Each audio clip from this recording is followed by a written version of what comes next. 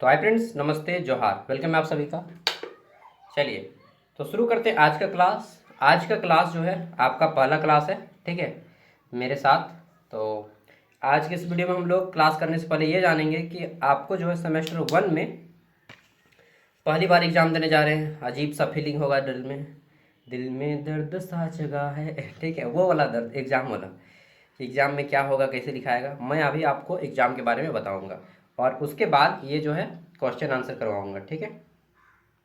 और मेरे साथ जब भी पढ़िएगा तो एकदम फ्री माइंड होकर पढ़िए, कोई टेंशन नहीं, याद नहीं करना है, ठीक है, कुछ भी नहीं पढ़ना है, मेरे साथ बस बकैती ही करना है, ठीक है।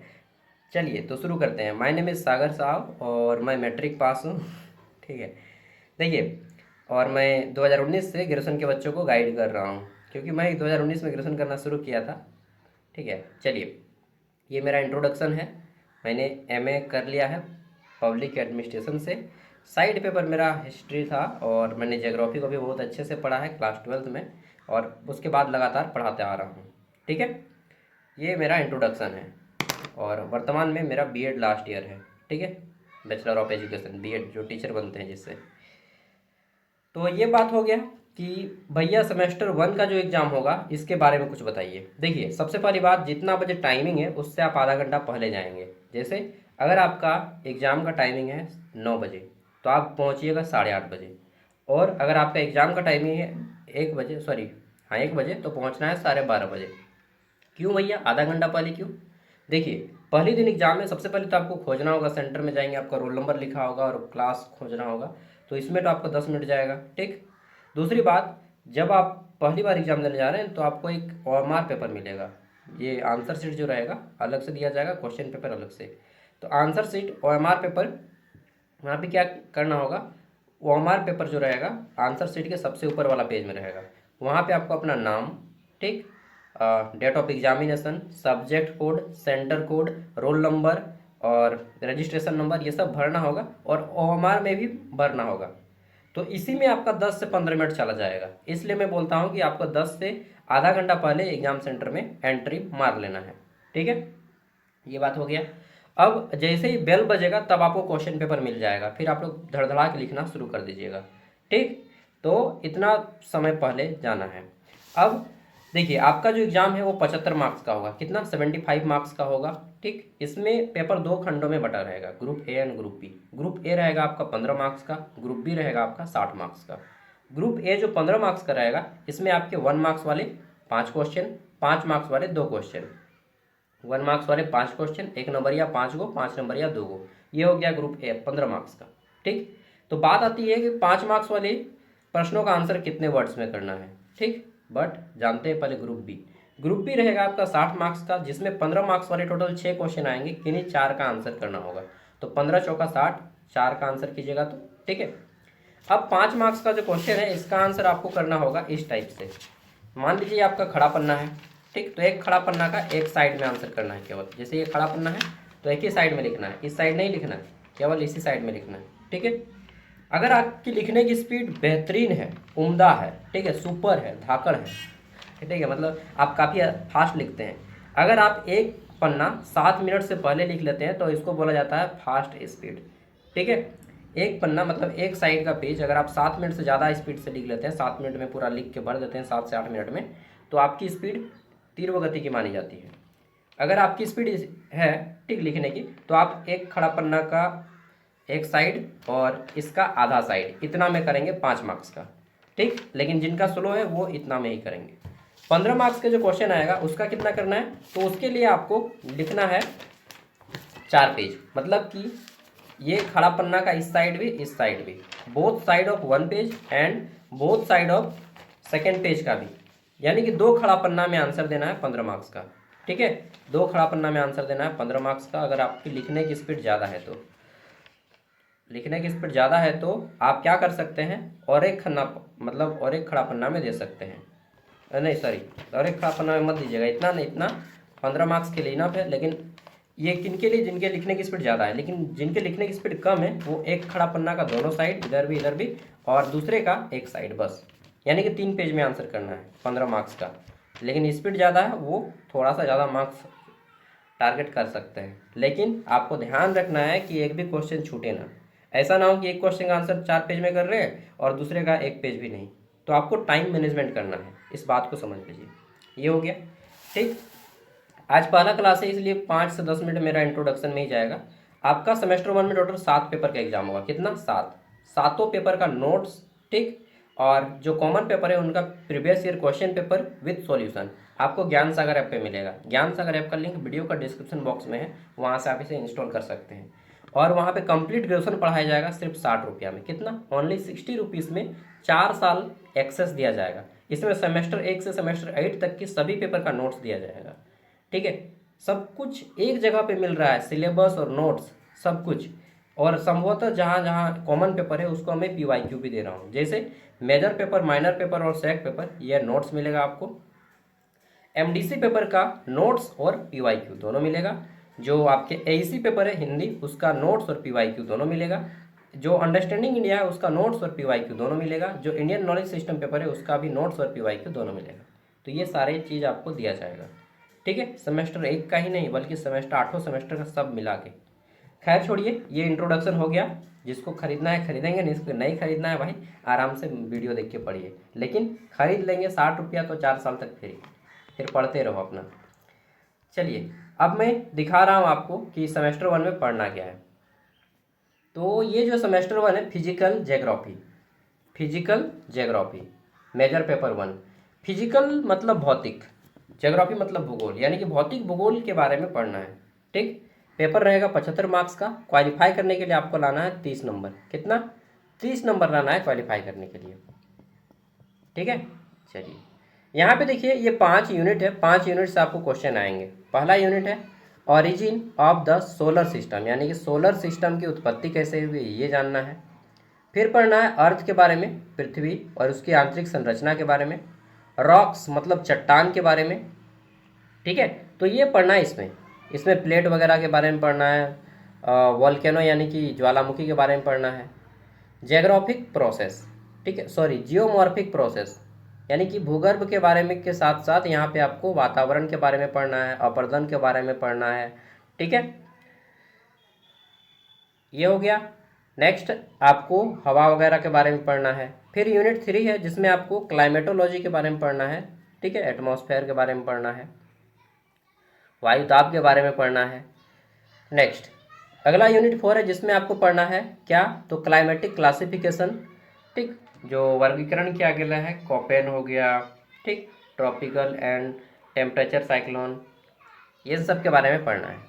और यूनिट 5 आपको ओशियनोग्राफी यानी कि महासागर के बारे में पढ़ना है, जिसमें आपको ओशियन महासागर, ठीक है, और उससे जुड़े जो वेव्स होते हैं अल नीनो, इस सब के बारे में पढ़ना है। इन सब के बारे में हम लोग अभी क्वेश्चन आंसर करेंगे। तो चलिए शुरू करते हैं। सबसे पहले यहाँ पे हम लोग 1 मार्क्स वाले क्वेश्चन करते हैं।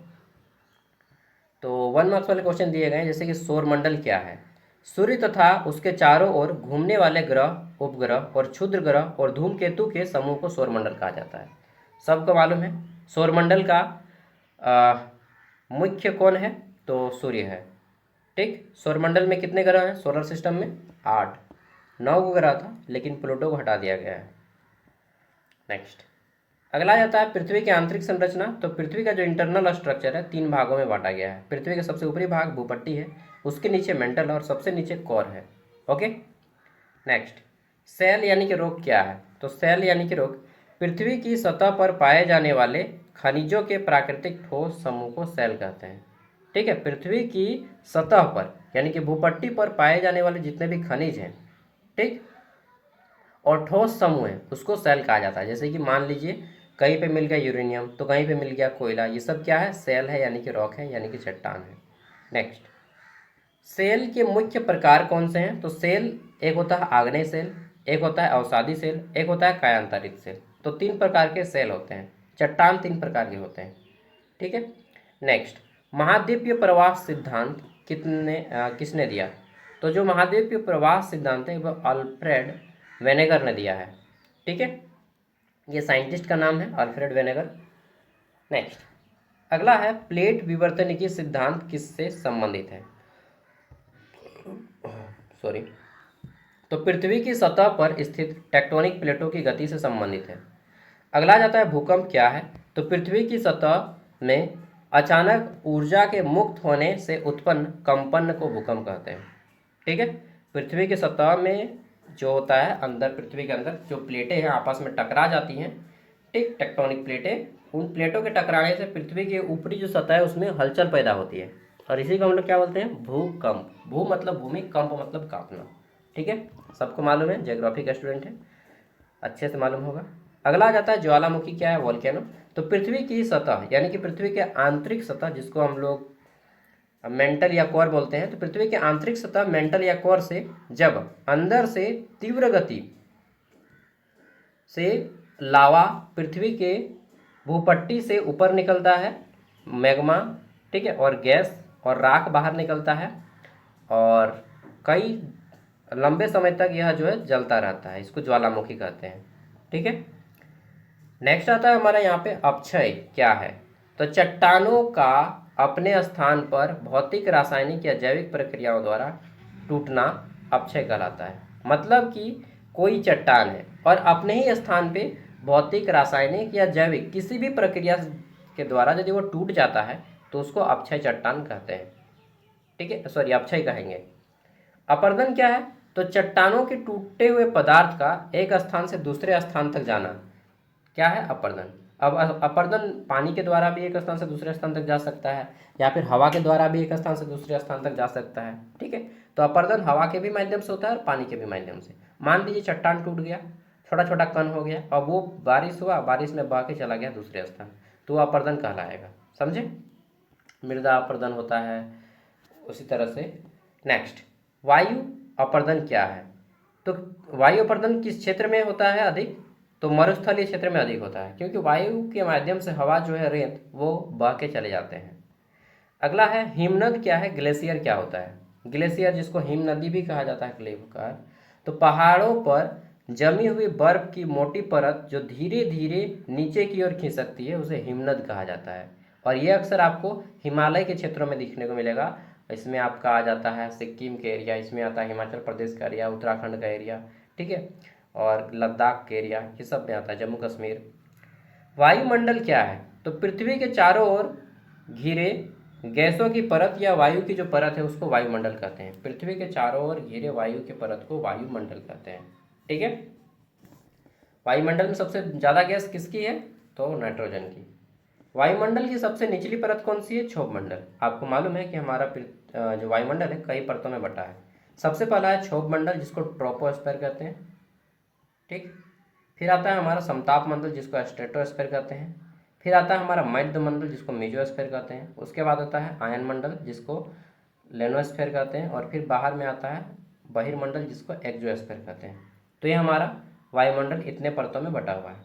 ठीक है, पृथ्वी को ऊर्जा मुख्यतः कहाँ से प्राप्त होती है। तो पृथ्वी को ऊर्जा मुख्यतः सूर्य से प्राप्त होती है। कहाँ से, सूर्य से, सन। कहा जाता है पृथ्वी को सूर्य का पिता, सॉरी, पृथ्वी का, सॉरी यार, मनुष्य का पिता पृथ्वी को कहा जाता है कि, ठीक है, धरती मेरी माता, पिता आसमान है। ये गाना सुने, नहीं सुने, सर्च कीजिएगा कि धरती मेरी माता, पिता आसमान है। तो सूर्य को हम लोगों का पिता कहा गया, धरती को माता कहा गया है। वायुदाब क्या है। तो वायुदाब वायुमंडल द्वारा पृथ्वी की सतह पर डाला गया दबाव है, इसी को वायुदाब कहते हैं। ठीक है, वायुमंडल द्वारा पृथ्वी की सतह पर जो दाब डाला जाता है, इसी को हम लोग वायुदाब कहते हैं। चक्रवात क्या होता है। तो निम्न वायुदाब के क्षेत्र के चारों ओर घूमने वाली जो तेज हवाएं होती हैं उसको चक्रवात कहते हैं। ठीक है, उच्च वायुदाब से निम्न वायुदाब के क्षेत्र में चारों ओर घूमने वाली तेज हवाओं को चक्रवात कहते हैं। मानसून क्या होता है। तो मानसून ऋतु के अनुसार, पृथ्वी में ऋतु के अनुसार दिशा बदलने वाली हवाओं को मानसून कहते हैं। ठीक, मानसून का एक खास समय होता है, जैसे कि अभी मानसून का समय है। अल नीनो किससे संबंधित है। तो प्रशांत महासागर के तापमान में असामान्य वृद्धि से क्या होता है, अल नीनो। जो प्रशांत महासागर है विश्व का सबसे बड़ा महासागर, ठीक है, सबसे बड़ा महासागर पैसिफिक ओशियन, इसके तापमान में असामान्य वृद्धि, मतलब तापमान में बहुत ज़्यादा टेम्परेचर बढ़ गया, तो उसको हम लोग कहते हैं अल नीनो। ला नीनो क्या है। तो प्रशांत महासागर के जल में तापमान में यदि कमी आ जाती है, ठीक है, अगर प्रशांत महासागर के जल के तापमान में अगर कमी आ जाती है तो उसको ली नीनो कहते हैं। ठीक है, ला नीनो, अल नीनो।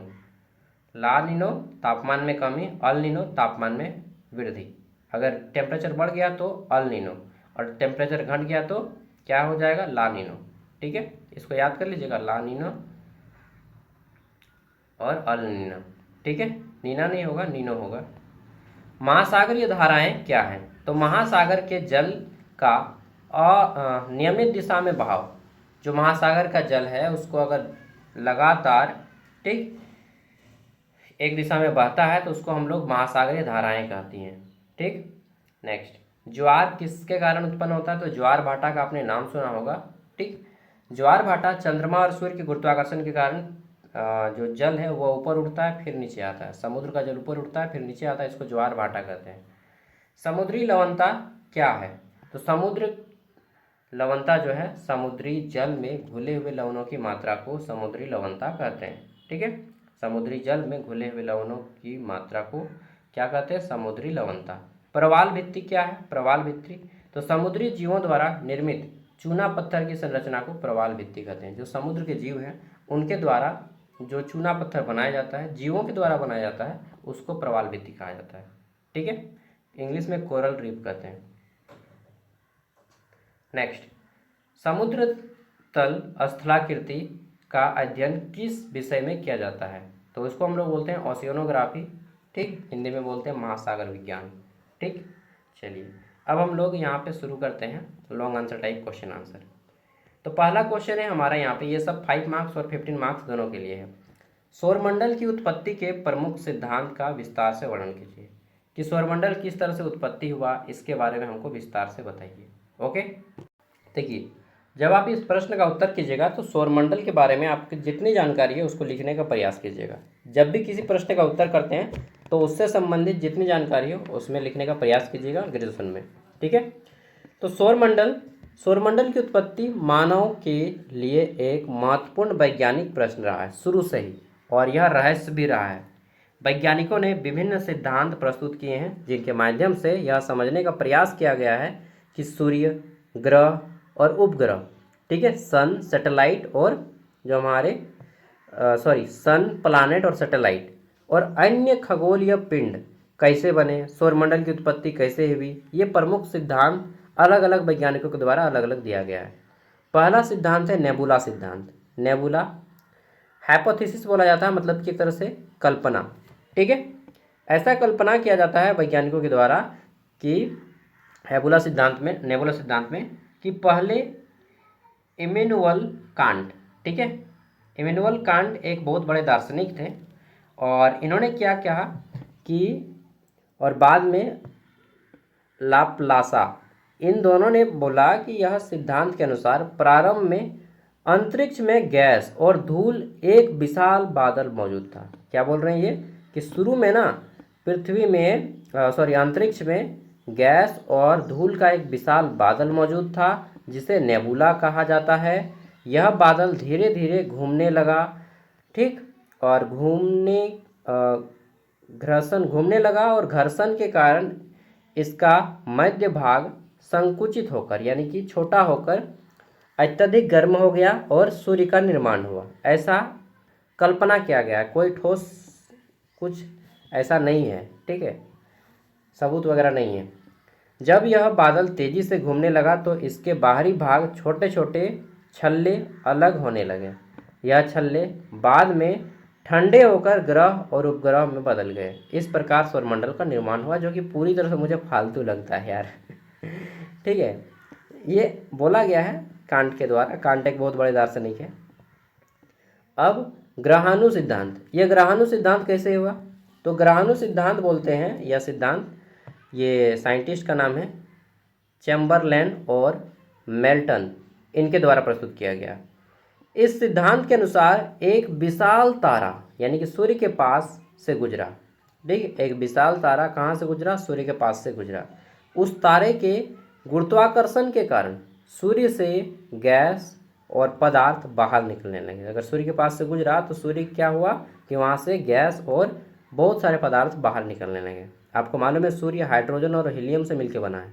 ठीक है, यह पदार्थ छोटे छोटे कणों के रूप में अंतरिक्ष में फैल गए और इन छोटे छोटे कणों को ग्रहाणु कहा गया। ठीक, जो समय के साथ ये ग्रह और एक दूसरे से टकरा कर बड़े पिंडों में बदल गए और अंततः ग्रहों का निर्माण हुआ। अच्छा, जब टकराया उस समय में तो अभी तक क्यों नहीं टकरा रहा है? अभी भी तो टकराना चाहिए, पूरा पृथ्वी खत्म हो जाएगा टकरा के। तो ये भी हाइपोथेसिस है, इसका भी कोई प्रमाण नहीं है। अब आता है ज्वारीय सिद्धांत। ठीक है, टाइडल थ्योरी। यह क्या बोलता है? यह सिद्धांत जेम्स जीन्स और जेफरीज के द्वारा दिया गया। इनका कहना है इस सिद्धांत के अनुसार कि एक विशाल तारा सूर्य के बहुत निकट आ गया और उस तारे के गुरुत्वाकर्षण प्रभाव के कारण सूर्य से गैस और पदार्थ बाहर निकले। ठीक, खींच गया। ये दूसरे सिद्धांत के थोड़ा सा सिमिलियर है।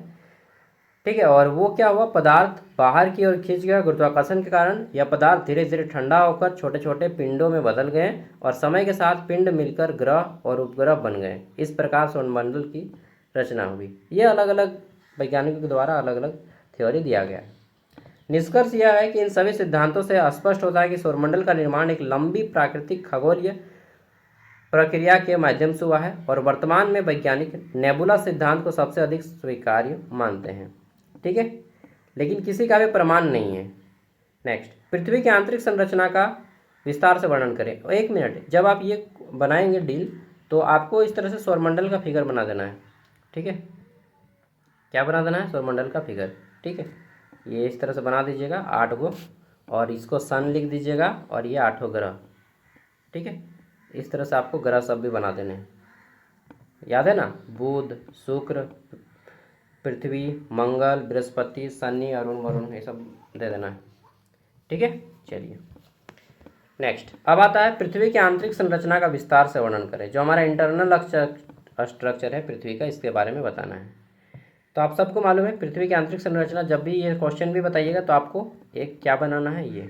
अच्छा, इंग्लिश में इसको नहीं लिखें यार, सॉरी। ठीक है, describe the internal structure of earth, इसका क्वेश्चन होगा। ठीक है, तो एक पहले पृथ्वी बनाना है इस तरह से, इसको लिख दीजिएगा यहाँ पे पृथ्वी, नीचे में लिखना है। ठीक है, पृथ्वी की आंतरिक संरचना का चित्र नीचे में, और यहाँ पे इसको लिखिएगा भूपट्टी, क्रस्ट इंग्लिश में। फिर आ जाता है हमारा मेंटल, यहाँ पे मेंटल दीजिएगा। अरे यार, इसको मेंटल, और तीसरा जो रहेगा इसको क्रॉड। ठीक है, ये क्रॉड यहाँ पे दीजिएगा, क्रॉड। जो इसका फॉर्मूला है सियाल, SIAL, सियाल, यानी कि सिलिकॉन और एल्यूमिनियम की मात्रा इसमें पाई जाती है। इसको सीमा, सिलिकॉन और मैग्नीशियम की मात्रा इसमें पाई जाती है। और इसका निफे, क्रॉड का क्या है? निफे, NiF है। इसमें निकेल और फास्फोरस निकेल और फेरम पाया जाता है। ठीक है, यानी कि आयरन। तो ये आपको स्ट्रक्चर बनाना है। ठीक, और कितना कितना गहराई है ये आप बता दीजिएगा। देखिए, पृथ्वी की आंतरिक संरचना का अध्ययन भूगोल और भूविज्ञान का महत्वपूर्ण विषय है। और पृथ्वी की आंतरिक संरचना के बारे में क्या कहा जाता है? उसको भूगर्भ शास्त्र। ठीक है, जियोलॉजी। वैज्ञानिकों ने भूकंपीय तरंगों, घनत्व और तापमान के आधार पर पृथ्वी के आंतरिक भाग को 3 मुख्य भागों में विभाजित किया है। पहला भाग क्या है? भूपट्टी, जो 5 से 70 किलोमीटर तक फैली हुई है। ठीक है, इसके बारे में मैंने बताया अभी आपको, और इसमें सियाल नाम दिया गया है। ठीक, दूसरा आ जाता है मेंटल, जो कि 2900 किलोमीटर तक फैला हुआ है। इसका नाम है सीमा। ठीक, सिलिकॉन और मैग्नीशियम की इसमें अधिकता पाई जाती है, मतलब सिलिका और मैग्नीशियम की। और तीसरा आ जाता है हमारा कोर, जो कि 6371 किलोमीटर तक फैला है, और इसका नाम दिया गया है निफे। ठीक है, क्योंकि इसमें लोहा और निकेल पाया जाता है। ठीक है, फिर कोर 2 भागों में विभाजित, जो पृथ्वी का कोर है आंतरिक भाग, इसको 2 भागों में बांटा गया, बाहरी कोर और आंतरिक कोर। ठीक है, बाहरी कोर यह तरल अवस्था में होता है और पृथ्वी के चुंबकीय क्षेत्र के निर्माण के महत्वपूर्ण भूमिका निभाता है। और जो आंतरिक कोर है यह अत्यधिक दबाव के कारण ठोस अवस्था में होता है और पृथ्वी का सबसे गर्म भाग माना जाता है। ठीक है, ये आग से भी बहुत ज़्यादा गर्म है पृथ्वी का आंतरिक कोर। फिर लास्ट में निष्कर्ष बताइएगा। इतना ही तो करना है, ज़्यादा थोड़ी लिखना है। तीसरा है सेल क्या है, यानी कि चट्टान क्या है। सेलों के प्रकार का विस्तार से वर्णन करें। चट्टान क्या है, चट्टान के कितने प्रकार होते हैं ये बताना है। ठीक है, what is rocks, define different types of rocks, ये इंग्लिश में होगा। तो पृथ्वी की सतह पर, यानी कि जो भूपट्टी है, पृथ्वी की भूपट्टी पर पाए जाने वाले खनिजों के प्राकृतिक ठोस समूह को सेल कहा जाता है। सेल पृथ्वी की पट्टी के निर्माण का मूल आधार है। इन्हीं से पर्वत, पठार, मैदान बनते हैं। सेलों को मुख्य रूप से 3 भागों में विभाजित किया जाता है। ठीक है, 3 भाग में विभाजित किया जाता है। पहला है आग्नेय सेल, ठीक, आग्नेय रॉक्स, और अंतःस्फुटित सेल से बनती है ये। फिर आ जाता है अवसादी सेल, जिसको सेडिमेंट्री रॉक्स कहा जाता है। और तीसरा आ जाता है कायांतरित सेल, ठीक है, मेटामॉर्फिक रॉक्स। तो ये 3 सेल हैं और इसी से संगमरमर, स्लेट वगैरह बनते हैं। सबका यहाँ पे दिया गया है। इसमें आपका बलुआ पत्थर और चूना पत्थर बनता है। और ये जो हमारा है आग्नेय सेल, ठीक है, इससे क्या होता है, तो इस सेल में परतें नहीं होती और इसमें जीवाश्म भी नहीं पाए जाते हैं। ठीक है, तो जो अवसादी चट्टानें होती हैं यह अक्सर आपका हिमनद इन कणों के कारण एक स्थान से दूसरे स्थान तक ले जाकर जमा होती हैं और इनमें जीवाश्म पाया जाता है।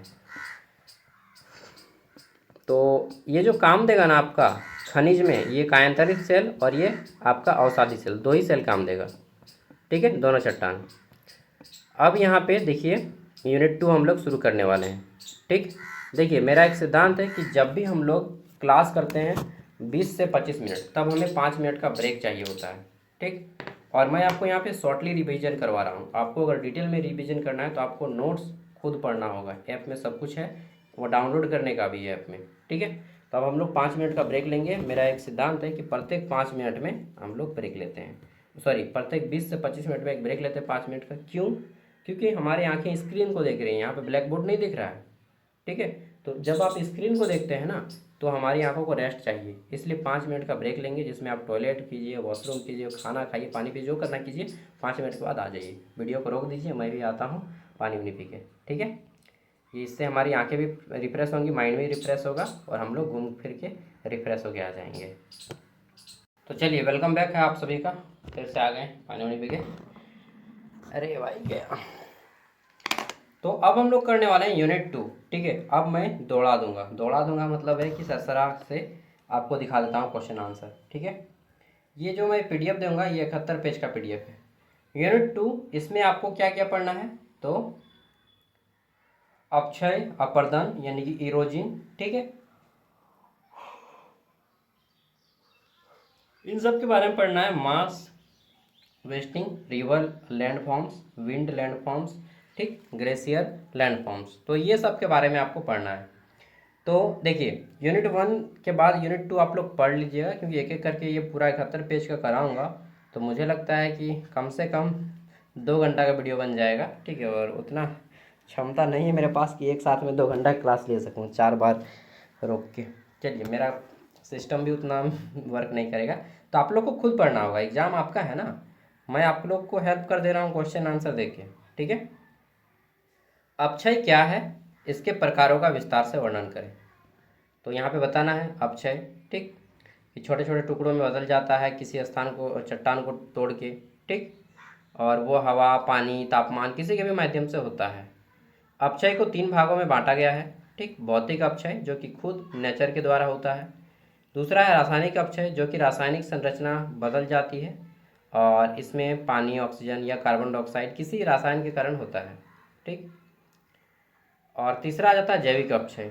ठीक, पेड़ों के जड़ें चट्टान के अंदर प्रवेश कर जाती हैं और धीरे धीरे उन्हें तोड़ देती हैं। अक्सर आपने देखा होगा, ठीक, कि जड़ चला गया है और फिर वो धीरे धीरे टूट जाता है। इसके अलावा जानवर की खुदाई, ठीक, जानवरों की खुदाई और सूक्ष्म जीवों की क्रियाओं से भी ये चट्टानें टूटती हैं। निष्कर्ष बता दीजिएगा। अगला क्वेश्चन है यहाँ पे, अपर्दन क्या है, इरोजिन क्या है, अपर्दन की प्रमुख प्रक्रियाओं का वर्णन करें। प्रोसेस ऑफ इरोजिन डिस्क्राइब करना है। ठीक है, तो इसमें नदी वाला अपर्दन के बारे में बताना है, नदी से जो अपर्दन होता है, हवा से जो अपर्दन होता है, ठीक, विंड। नेक्स्ट अगला आ जाता है, नदी हो गया, हवा हो गया, हिम नदी के द्वारा जो अपर्दन होता है, ग्लेशियर के द्वारा, इसके बारे में बताना है। फिर लास्ट में निष्कर्ष। ज़्यादा मैं डिटेल में नहीं देता हूँ कि पढ़ पढ़ के पागल हो जाए, नहीं, इतना पढ़ो कि पढ़ने की चाह बनी रहे। ठीक है, मास वेस्टिंग, इसके प्रकार क्या है। मास वेस्टिंग, तो मास वेस्टिंग की प्रक्रिया के बारे में बताया गया है। ठीक, गुरुत्वाकर्षण के प्रभाव से चट्टानें और मिट्टी ढलान की दिशा में नीचे की ओर खिसक जाती है। इसमें मृदा का प्रवाह, ठीक, फिर आ जाता है हमारा भूस्खलन, लैंडस्लाइड, मलबा का प्रवाह, ओके, और फिर निष्कर्ष। अब आता है यूनिट 2 का क्वेश्चन नंबर 4, जिसमें नदियों द्वारा किए जाने वाले अपरदन, ठीक, इरोजन और निक्षेपात्मक, ठीक, डिपोजिशनल कार्यों का विस्तार से वर्णन करना है। इसमें नदी का अपरदनात्मक कार्य, ठीक, इसमें एक एक करके सबके बारे में बताना है। घाटियाँ, जलप्रपात, गार्ज, ठीक, नदी का निक्षेपात्मक कार्य, फिर बाढ़ का मैदान, डेल्टा, प्राकृतिक तटबंध, और लास्ट में निष्कर्ष। अगला है हवा और हिमनद द्वारा निर्मित भू आकृतियों का विस्तार से वर्णन करें, ठीक है। हवा द्वारा बनने वाली भू आकृतियाँ, बालू के जो टीले हैं उनके बारे में बताना है, मशरूम रॉक्स के बारे में बताना है, या डार्क के बारे में बताना है, और हिमनद द्वारा बनाई जाने वाली भू आकृतियाँ। फिर यू आकार की जो घाटियाँ बनती है वो यू शेप्स वैली, मोनेर, ठीक है, मोरेन के बारे में बताना है, हिमनदी और झीलें, लास्ट में निष्कर्ष। अब आता है यूनिट 3, जिसमें आपको क्लाइमेटोलॉजी के बारे में पूछा जाएगा। क्वेश्चन है वायुमंडल की संरचना का विस्तार से वर्णन करें। तो देखिए वायुमंडल के बारे में यहाँ पे पूछा गया है। तो वायुमंडल का जो 5वां स्ट्रक्चर होता है, ठीक, 5 लेयर है। क्षोभ मंडल पृथ्वी का पहला भाग, जिसमें 8 से 18 किलोमीटर तक फैला हुआ है। इसी में जितने भी मौसमी घटनाएं होती हैं वो सब इसी में होते हैं, जैसे कि पानी आना, बादल गरजना, बरसना, ठीक है। इसके ऊपर जो समताप मंडल है वहाँ पे कुछ नहीं होता है, वहाँ पे तापमान समान रहता है। तो जितने भी मौसमी घटनाएं होती हैं वो 8 से 18 किलोमीटर के बीच में होती हैं। फिर आ जाता है समताप मंडल। समताप मंडल वायुमंडल सॉरी क्षोभ मंडल से ऊंचाई पे रहता है, और ये 18 से 50 किलोमीटर तक रहता है। कितना? 18 से 50। इसको नोट डाउन करना है, जो भी आपको रेंज मिलता है, जैसे कि पृथ्वी की आंतरिक संरचना हो चाहे क्षोभ मंडल हो, ठीक है, तो इसको आपको नोट करना है। तो ये 18 से 50 किलोमीटर तक पाया जाता है, ओके। फिर इसमें ही आपका ओजोन परत पाया जाता है। इसमें आपको अल्ट्रावायलेट किरणों से पृथ्वी को रक्षा करती है, पराबैंगनी जो निकलती है ना सूर्य से, वो किरणों से रक्षा करती है। और यहीं पे आपका क्या चलता है, हमारा एरोप्लेन चलता है, ठीक है। अब आ जाता है मध्यमंडल, मेसोस्फीयर, जो कि 50 से 80 किलोमीटर तक पाया जाता है, ठीक, 50 से 80 किलोमीटर तक की ऊंचाई में ये पाया जाता है। यहाँ का जो तापमंडल है, ठीक, लगभग 80 से 400 किलोमीटर तक फैला है लगभग। अरे बाप रे, भीग गया हूँ मैं गर्मी से यार, एक मिनट। तो कितना? 80 से 400 किलोमीटर तक हमारा तापमंडल यानी कि आयन मंडल फैला हुआ है, ठीक है। और इसी में हमारे रेडियो संचार सहायक होती हैं, ठीक है। और तापमान बहुत ज़्यादा हाई होता है इसका। उसके बाद हमारा आता है बहिर्मंडल, और जैसे जैसे आप ऊंचाई बढ़ते हैं ना तो आपका ऑक्सीजन लेवल कम होना जाता है और बहिर्मंडल में एकदम ख़त्म हो जाता है ऑक्सीजन लेवल। यह वायुमंडल की सबसे बाहरी परत है। यहाँ वायु बहुत ना के बराबर, जिसे धीरे धीरे अंतरिक्ष मिल जाता है, और यहाँ से आपको पूरा आसमान ब्लैक ब्लैक दिखने लगेगा, ठीक है, चारों ओर ब्लैक। नेक्स्ट क्वेश्चन नंबर 2, पृथ्वी की उष्मा बजट, ठीक है, heat budget of the earth को विस्तार से समझाइए। ये क्या होता है पृथ्वी की उष्मा बजट, और जिससे सूर्य से जितनी ऊर्जा प्राप्त होती है उतनी ही ऊर्जा वापस अंतरिक्ष में भेजी जाती है। तो ये उष्मा बजट क्या होता है ये आपको समझाना है। और ये बोला जाता है कि सूर्य ऊर्जा का लगभग 30% भाग ही पृथ्वी की सतह से परावर्तित होकर वापस अंतरिक्ष में चला जाता है, ठीक है। इसे अल्बिडो कहा जाता है। नेक्स्ट, और लगभग 70% जो ऊर्जा है पृथ्वी और वायुमंडल द्वारा अवशोषित कर ली जाती है। इसे पृथ्वी क्या करती है, तो गर्म होती है। इसी से पृथ्वी हमारा गर्म होता है, और इसी को हम लोग क्या बोलते हैं, ग्लोबल वार्मिंग। अगर इससे ज़्यादा होता है तो ग्लोबल वार्मिंग। तो 30 भाग जो है हमारा चला जाता है वापस, और 70% भाग जो है हमारा अवशोषित यानी कि खींच के रख लेता है उष्मा ऊर्जा, ठीक है। नेक्स्ट, यहाँ पे दीर्घ तरंग विकिरण के बारे में बताया गया है, फिर ऊर्जा संतुलन के बारे में बताया गया है, और लास्ट में निष्कर्ष।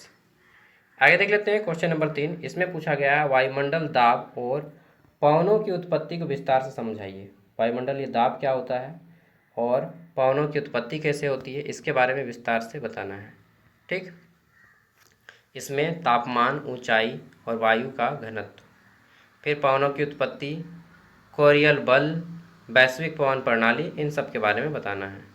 चौथा क्वेश्चन है हमारा वायुमंडल या परिसंचरण तथा वायु द्रव्यमानों को विस्तार से समझाइए। ओके, वायु द्रव्यमानों के प्रकार, फिर आता है फ्रंट और ऊपरी वायु परिसंचरण, लास्ट में निष्कर्ष। अब आ जाता है यूनिट 4, 2 यूनिट बचा है, यूनिट 4 और यूनिट 5। इसके बाद और एक यूनिट, मानसून की उत्पत्ति और विशेषताओं का विस्तार से समझाना है कि मानसून की उत्पत्ति कैसे होती है, कहाँ से होती है, ठीक, तापमान में कितना अंतर होता है। फिर अंतर उष्णकटिबंधीय अभिसरण क्षेत्र जिसको ITCZ कहा जाता है, ठीक है, इसको इंग्लिश में लिख लीजिएगा अपना। फिर तिब्बत का पठार, जेट स्ट्रीम का, इनमें जो इफेक्ट रहता है वो बताना है। मानसून की विशेषताएं बतानी है जिसमें कि मौसमी पवनें, असमान वर्षा, अनियमितता, ठीक है, इरेगुलर, और कृषि का प्रभाव बताना है। लास्ट में निष्कर्ष। अब आ जाता है अल नीनो और ला नीनो। अल नीनो जब पृथ्वी के प्रशांत महासागर के तापमान में अगर वृद्धि होता है बहुत ज़्यादा तो उसको अल नीनो। ला नीनो अगर प्रशांत महासागर के तापमान में अगर बहुत ज़्यादा कमी आती है तो उसको ला नीनो कहा जाता है, ठीक, सॉरी। तो देखिए, अल नीनो का अर्थ स्पेनिश भाषा में छोटा सा बालक होता है। यह घटना तब होती है जब प्रशांत महासागर के पूर्वी भाग यानी कि समुद्र का तापमान सामान्य से अधिक हो जाता है, तापमान जो है बढ़ जाता है, तब उसको हम लोग क्या बोलेंगे, अल नीनो। और अगर तापमान घट गया तो हम लोग क्या बोलेंगे, ला नीनो। तो अभी ला नीनो हुआ है, ठीक। ला नीनो को छोटी लड़की कहा जाता है, यह अल नीनो के विपरीत होता है, ठीक है। इसमें तापमान ठंडा हो जाता है, पूर्वी प्रशांत ठंडा पानी ऊपर आ जाता है और इसी के कारण जो हमारा मौसम बदलता है, ठीक, बारिश वगैरह की अवधारणाएं लगाई जाती हैं। महासागरीय तल की स्थलाकृति का विस्तार से वर्णन करना है। यहाँ पे महाद्वीपीय तट के बारे में बताना है, फिर महाद्वीपीय ढाल के बारे में बताना है, उसके बाद गहरे समुद्र मैदान के बारे में बताना है, फिर मध्य महासागरीय पर्वत श्रेणियों के बारे में बताना है, महासागरीय गर्त के बारे में बताना है। अरे यार वहाँ पे बेचने आ गया है फेरी वाला, सुनाई दे रहा होगा आपको।